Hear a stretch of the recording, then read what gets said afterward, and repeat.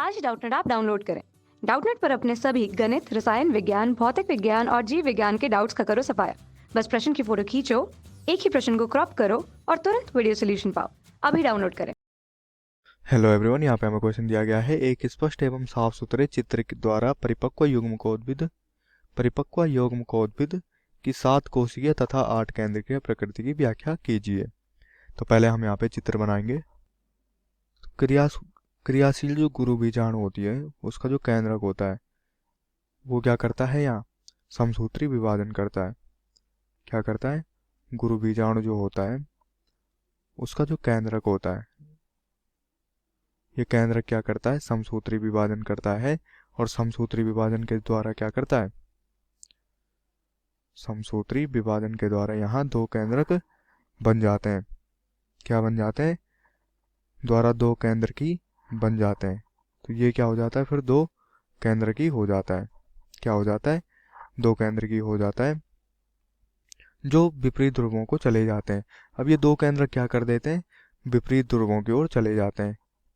कहाँ चले जाते हैं? विपरीत ध्रुवों की ओर चले जाते हैं और 2 न्यूक्लिएट पूर्णपोष की रचना करते हैं। और यहाँ क्या करते हैं? जो 2 न्यूक्लिएट या 2 केंद्र किया पूर्णपोष की रचना क्या बना देते हैं? यहाँ दो केंद्र किया भ्रूणकोश की रचना कर देते हैं। 2 अन्य क्रमिक समसूत्री केंद्र के विभाजन के परिणाम स्वरूप यहाँ क्या हो जाते हैं? 4 केंद्रीय और तत्पश्चात 8 केंद्रीय पूर्णकोश की संरचना। अब यहाँ पे क्या होती है? फिर से विभाजन हो जाता है। किसमें? केंद्रक में। अब जब केंद्रक में विभाजन होता है तो क्या होता है? पहले तो केंद्रक 1 होता है, 1 से क्या बन जाते हैं? 2 बन जाते हैं, 2 से क्या बन जाते हैं? 4, और 4 से क्या बना देता है? ये 8 केंद्रीय संरचना बना देता है, जो क्या होता है? भ्रूणपोष होता है। अब यहाँ क्या होता है कि सूत्री विभाजन सही अर्थों में क्या होता है? मुक्त केंद्रक है। तो जो सूत्री विभाजन यहाँ पे होता है वो कैसा होता है? जो केंद्रक होता है वो क्या होता है? मुक्त होता है। मतलब उसके और क्या होता है? आवरण नहीं होता, या जो कोशिका भित्ति होती है, कोशिका भित्ति का निर्माण तब तक नहीं होता है। ठीक है। और जब 8 न्यूक्लिएट चरण हो जाता है उसके पश्चात क्या होता है? कोशिका भित्ति की नींव पड़ती है। जब यहाँ पे 8 न्यूक्लियस बन जाते हैं, 8 न्यूक्लियस या क्या बन जाते हैं? केंद्रक बन जाते हैं, तब क्या होती है? कोशिका जो भित्ति होती है, तो कोशिका भित्ति की क्या पड़ती है? नींव पड़ती है, जो क्या करती है? विशिष्टता मादा युग्मकोद्भिद या भ्रूणकोश के संगठन का रूप लेती है। ये भित्ति क्या करती है? फिर जो मादा युग्मकोद्भिद होता है या भ्रूणकोश होता है उसका क्या कर देती है? रूप ले लेती है। भ्रूणकोश के भीतर कोशिकाओं के वितरण का क्या है?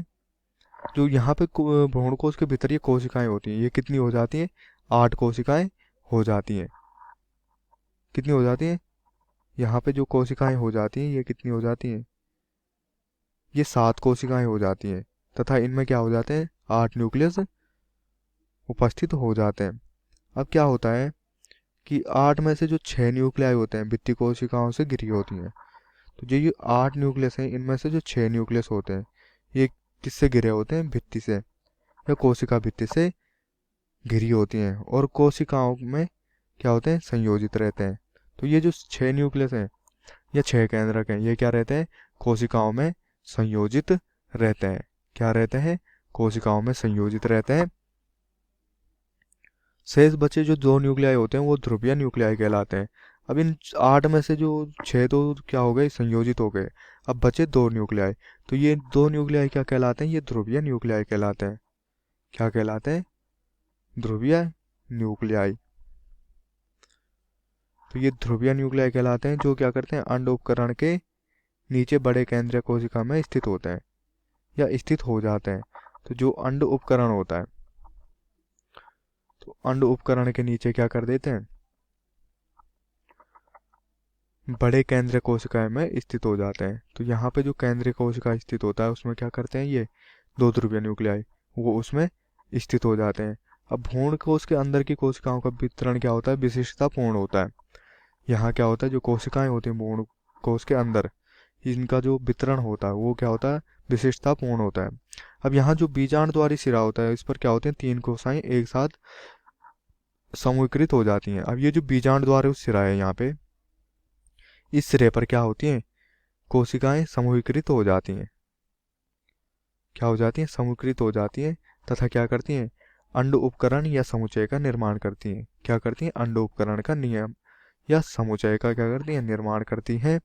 इस अंड उपकरण के अंतर्गत दो सहायक कोशिकाएं, अब ये जो सहायक कोशिकाएं, ये एक और ये दो सहायक कोशिकाएं क्या आती हैं, ये अंड उपकरण के अंतर्गत आती हैं। तथा एक ये जो अंड कोशिका है जो पीछे दिख रही है, ये अंड कोशिका भी क्या आती है, इस समुच्चय के अंतर्गत आती है। अब यहाँ क्या होता है, बीजांडद्वारी छोर जिसे तंतुरूप समुच्चय कहते हैं, जो बीजांडद्वारी छोर है इसे क्या कहते हैं, तंतुरूप समुच्चय। पर एक विशेष सहायक कोशिका स्थूलन होने लगता है। अब यहाँ पर क्या होने लगता है, एक विशेष सहायक कोशिका क्या होने लगता है, स्थूलन होने लगता है, जिसको क्या कहते हैं, जिसको तंतुरूप समुच्चय कहते हैं। अब ये तंतुरूप समुच्चय क्या करता है कि ये तंतुरूप समुच्चय जो सहायक कोशिकाएं हैं उनमें जो पराग नलिकाएं पाई जाती हैं, क्या पाई जाती हैं, जो ये सहायक कोशिकाएं, इनके जो पराग नलिकाएं पाई जाती हैं उनको क्या करता है, दिशा निर्देश प्रदान करने में महत्वपूर्ण भूमिका निभाता है। कौन निभाता है, ये तंतुरूप समुच्चय इन सहायक कोशिकाओं को क्या करता है, दिशा निर्देश प्रदान करने में महत्वपूर्ण भूमिका निभाता है। तीन अन्य कोशिकाएं निभाग्य छोर पर होती हैं। अब ये प्रतिव्यासांत है जो ये निभाग्य छोर पर होती हैं, तीन अन्य कोशिकाएं जिन्हें क्या कहते हैं, एंटीपोडल कहलाती हैं। बृहद केंद्रीय कोशिका, जैसा कि पहले भी बता चुका हूं मैं कि ये क्या होती है, इसमें दो ध्रुवीय न्यूक्लियाई होते हैं। तो ये जो दो ध्रुवीय न्यूक्लियाई ये कहाँ है, केंद्र में है। तथा इस प्रकार से क्या होता है, एक प्रारूपी जो आवृतबीजी भ्रूणकोश होता है, ये परिपक्व होने पर क्या हो जाता है, 8 न्यूक्लीकृत तथा 7 कोशिकीय हो जाता है। क्या हो जाता है, 8 न्यूक्लीकृत तथा 7 कोशिकीय हो जाता है। कक्षा 6वीं से 12वीं से लेकर नीट, IIT, JEE वो एडवांस के लेवल तक 1 करोड़ से ज्यादा छात्रों का भरोसा। आज ही डाउनलोड करें डाउटनेट ऐप या व्हाट्सएप करें अपने सारे डाउट्स 8400 400 400 पर।